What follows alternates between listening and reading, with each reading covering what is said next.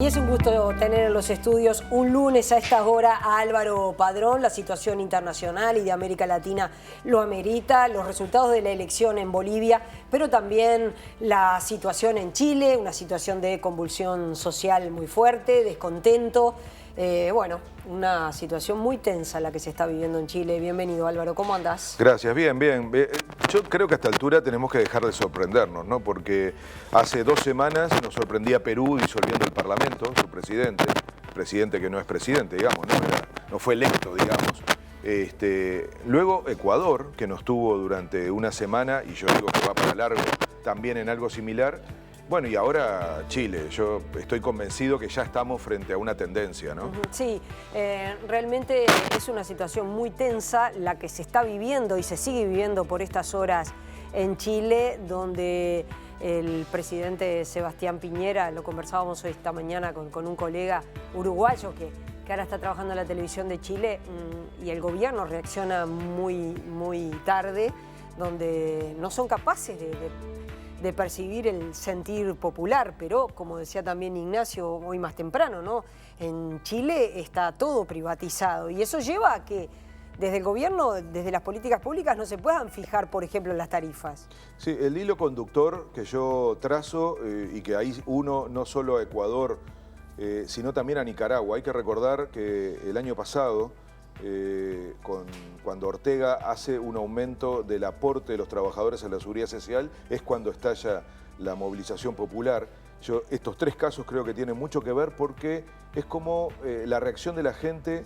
Uno dice, sube un peso el costo del metro en Chile y explota así. No, es apenas, digamos, la gota que termina de llenar el vaso en algo que es muy profundo y se llama desigualdad. No son países pobres. América Latina es el continente más desigual, no el más pobre. Eso significa que hay mucha plata y está mal repartida. Y en estos países es donde más rompe los ojos eso. Y el modelo chileno, que muchos se llenan la boca, es un modelo particularmente injusto, porque ahí hay gente que gana mucha plata y está concentrado en esos sectores la riqueza del país, porque se produjo la privatización más impresionante que hay en el mundo. Inventaron gran parte de la privatización.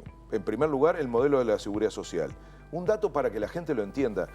La seguridad social hoy en Chile le paga a las y los jubilados $50 de promedio de jubilación. Eso es lo que cobran las y los jubilados en Chile. El último aumento fue de $7. Entonces, cuando la gente mira cómo otros se llenan los bolsillos de plata, ahí está la base de la indignación. Privatización en la educación, que hace carísima la educación, por lo tanto un privilegio, salud igual, todos los servicios. Nosotros decíamos, los estudiantes, todos los estudiantes tienen que pagar el boleto, claro, y la educación, ni que hablar, pero también el boleto, no hay gratuidad para los estudiantes. No, entonces, y sumen a eso, por supuesto, los servicios públicos, luz, agua, combustible, gas.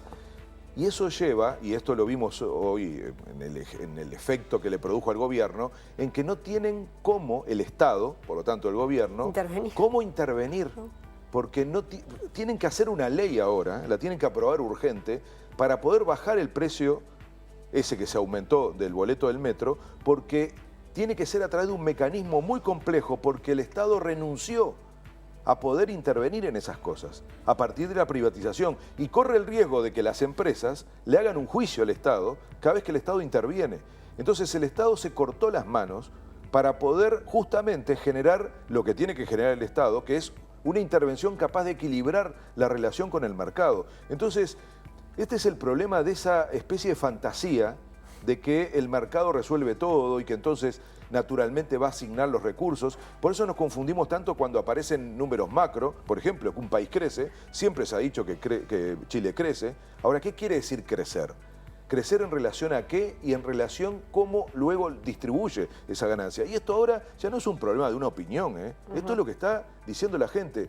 Y la gente lo dice además de una manera poco organizada. No se trata tampoco de que aquí hay... Espero que nadie salga con fantasías como la que pasaron en Ecuador, ¿no? De echar las culpas hacia afuera, de decir que era, digamos, una iniciativa, no sé, de la izquierda internacional. En el caso de Ecuador se llegó a decir que estaba interviniendo Maduro. Es decir, cuando la gente se organiza de esa manera y responde de esta manera masiva, es poco creíble plantear que hay ese tipo de operación encubierta, digamos, ¿no? Eso fue absolutamente horizontal, se inició con los estudiantes, como le llaman ellos, con los estudiantes escolares, pingüinos, que son los que van al liceo, que son adolescentes.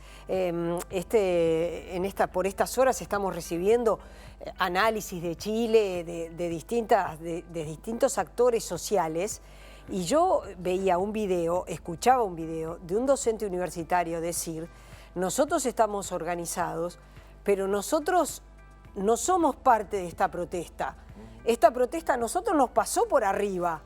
Es decir, no están los sindicatos organizados detrás de la protesta, lo cual también vuelve muy complejo el diálogo. Muy complejo el diálogo porque no hay interlocutores. Exactamente. Algunos están poniendo el ejemplo, no sé si la vieron la película El Guasón, pero empieza a hablarse del efecto Guasón en el sentido de sociedades que van acumulando bronca y en un momento explotan.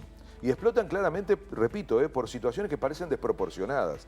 El caso que hablábamos la semana pasada del aumento de combustibles en Ecuador rompía los ojos, ¿no? 120% de aumento de un día para el otro del valor del combustible y de todo lo que eso significa parecía bastante más claro. En el caso de Chile es sorprendente porque la medida es absolutamente limitada, pero repito, es representativa de lo que la gente hoy ya no soporta más, que es esa desigualdad, esa especie de autoritarismo del mercado, esa sensación de que unos pocos se enriquecen y el resto se sacrifica.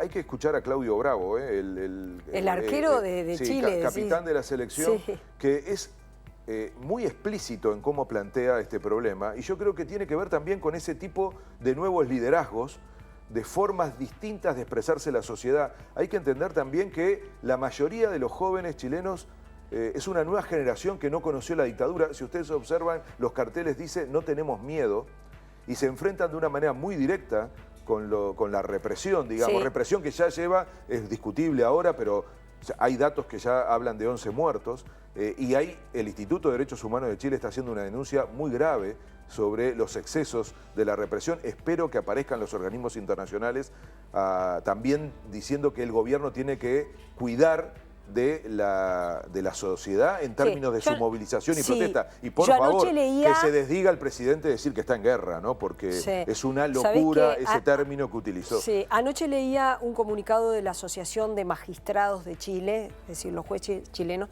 rechazando la represión desatada.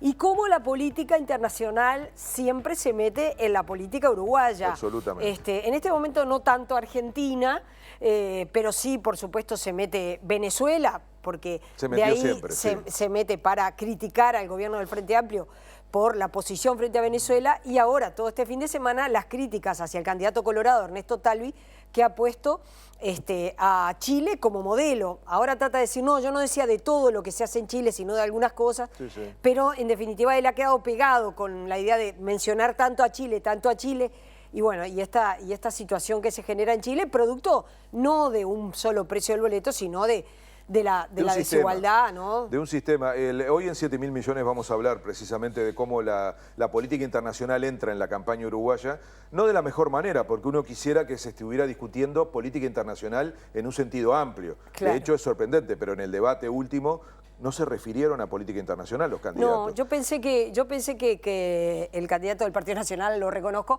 le tirara a Daniel Martínez algo vinculado con Venezuela, ¿no? Sí, pero no, entra en ese sentido que es la comparación con otro país. Ahora va a ser Chile, no cabe duda porque hay mucha referencia, no solo de Talvi, de varios partidos, a esa imagen que había de un país casi perfecto en América Latina. Sí, ¿no? sin duda. Y en realidad, escuchen, porque se va a decir mucho en Chile, precisamente que la imperfección radica en esa desigualdad. Y muchas de las referencias que se hacen en Chile para comparar con otros países es en relación a Uruguay. Y hablan mucho de justamente la falta de capacidad del Estado chileno de regular aspectos centrales de la economía, y es como el Estado de alguna manera renunció a cumplir ese rol. Entonces, de todo esto es lo que de alguna manera hoy adolece Chile, y esto es lo que la gente está reclamando. Salarios, para que tengan una idea, 7% de las y los trabajadores en Chile tienen negociación colectiva y convenio colectivo. Todo lo demás se define por la relación directa entre el individuo y el empresario. No hay, digamos, capacidad de imponer la fuerza del lado del trabajo para que los empresarios paguen salarios dignos. Entonces, lo que rompe los ojos en Chile hoy es eso, y va a ser muy difícil que se resuelva, porque si Piñera cree que simplemente derogando el aumento del precio del metro va a resolver lo que acaba de alguna manera de abrirse una canilla. Lo que pasó en Chile es algo que va a ser muy difícil de contener ahora, porque la gente quedó claro que puede revertir una medida movilizándose. Y esa experiencia ahora va a quedar grabada, claro, como quedó grabada en Ecuador, y yo creo que los políticos en este caso y el gobierno en particular, los dos gobiernos, el de Ecuador y el de Chile, tendrían que repensar muy bien cómo relacionarse con la sociedad para que estas cosas no le ocurran, en vez de sorprenderse y terminar hablando, en fin, de guerras y demás, y casi no usando la idea de la autocrítica, ¿no? Uno observa a estos dos líderes y parece que no hubieran hecho nada para que se llegara a esta situación.